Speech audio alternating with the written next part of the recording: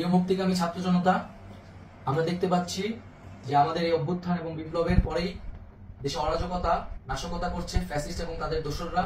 আমরা দেখতে পাচ্ছি যে বিভিন্ন জায়গায় এখন গোলাগুলি চলছে, মন্দিরে হামলা হচ্ছে এবং নাশকতা লুটপাট করছে। আমরা মনে করি আমাদের যে ছাত্র নাগরিকদের অভ্যুত্থান তাকে নস্যাৎ করার জন্যই পরিকল্পিতভাবে এই ধরনের ঘটনা হচ্ছে।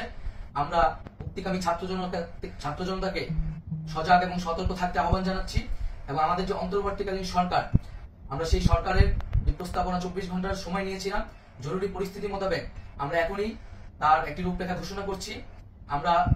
আমরা সিদ্ধান্ত নিয়েছি যে সর্বজন গ্রহণযোগ্য আন্তর্জাতিক খ্যাতিসম্পন্ন নোবেল পুরস্কার বিজয়ী ডক্টর মোহাম্মদ ইউনূসকে প্রধান উপদেষ্টা করে অন্তর্বর্তীকালীন সরকার গঠন করা হবে এবং ডক্টর মোহাম্মদ ইউনূসের সাথেও আমাদের কথা হয়েছে। তিনি ছাত্র জনতার আহ্বানে বাংলাদেশকে রক্ষা করতে এই গুরু দায়িত্ব নিতে সম্মত হয়েছে। আমরা সকালের মধ্যেই আমরা এই সরকার গঠনের প্রক্রিয়া দেখতে চাই। রাষ্ট্রপতির কাছে আহ্বান থাকবে যে দ্রুত সময়ের মধ্যে ডক্টর মোহাম্মদ ইউনূসকে প্রধান উপদেষ্টা করে অন্তর্বর্তীকালীন সরকার গঠন করা হোক এবং এই অন্তর্বর্তীকালীন সরকারের বাকি সদস্যদের নামও আমরা সকালের মধ্যে ঘোষণা করব। প্রিয় বন্ধুগণ, দেশে যে অরাজকতা চলছে, মানুষের জীবনে নিরাপত্তাহীনতা চলছে, সেজন্য আমরা রাষ্ট্রপতির কাছে আহ্বান জানাচ্ছি দেশে আইন শৃঙ্খলা পরিবেশ ফিরিয়ে আনার জন্য দ্রুত সময়ের মধ্যে কার্যকর ব্যবস্থা নিতে হবে এবং আইন শৃঙ্খলা বাহিনীকে সহযোগিতা করার জন্য মুক্তিকামী ছাত্র জনতাও রাজপথে থাকবে এবং অন্তর্বর্তীকালীন সরকার গঠন না হওয়া পর্যন্ত মুক্তিকামী ছাত্র জনতাকে রাজপথে থেকে তাদের যে অভ্যুত্থান, সেই অভ্যুত্থানকে রক্ষা করতে হবে।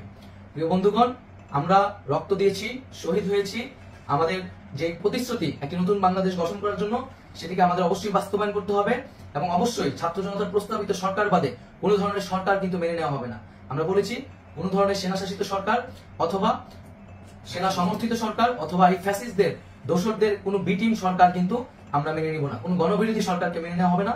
ছাত্র জনতার অভ্যুত্থানকারী যে প্রস্তাবিত সরকার, অন্তর্বর্তীকালীন সরকার, যেটা আমরা সিদ্ধান্ত উপনীত হয়েছি ডক্টর মোহাম্মদ ইউনূসকে প্রধান উপদেষ্টা করে এই সরকার গঠন করা হবে, সেই সরকারকেই বাস্তবায়ন করতে হবে অবিলম্বে। আগামীকাল সকাল থেকে সকলকে আহ্বান জানাচ্ছি রাজপথে থাকার জন্য এবং আমাদের যেই সাম্প্রদায়িক সম্প্রীতি এবং রাষ্ট্রীয় সম্পদ রক্ষা কমিটির ঘোষণা হয়েছে বৈষম্যবিরোধী ছাত্র আন্দোলনের নেতৃত্বে, সকল পাড়ায় পাড়ায় এলাকায় সেই কমিটি পাহারায় থাকবে। আমাদের সংখ্যালঘু কমিউনিটিকে আমাদের রক্ষা করতে হবে, রাষ্ট্রীয় সম্পদ এবং এই দেশকে রক্ষা করতে হবে।